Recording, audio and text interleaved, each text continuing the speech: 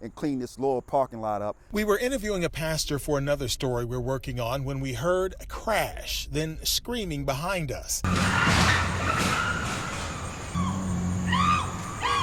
When we looked around at the intersection of Southern and Branch, a Tahoe had hit a black Lincoln Town car with around 10 children inside. And the driver of the Tahoe was fleeing the scene. A passenger from the town car later telling us it was no accident, they were intentionally struck. As the Tahoe fled, others from the town car got into a screaming match with a person on the street. Someone pulled a pistol, a shot rang out, then two men were in the middle of Southern Avenue wrestling for control of the weapon, with a woman on top trying to intervene and one of the men calling for police. At that point, a car pulled up and a man we later learned was an off-duty D.C. police officer put a stop to it.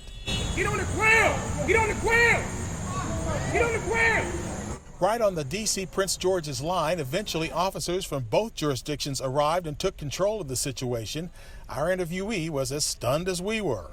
Thankfully, nobody seems to be seriously hurt, even with the gunfire going off. The guy said he was bleeding, but he's still over there, so I don't think it's too serious. I mean, that's where we are today, Mr. Ford. I mean, it's happening all over. One thing we noted just before the off-duty officer arrived, the man who did not have control of the gun slipped the clip out. Police were later trying to find it in the wooded area, and the children stood outside the car. They were not hurt in the ruckus.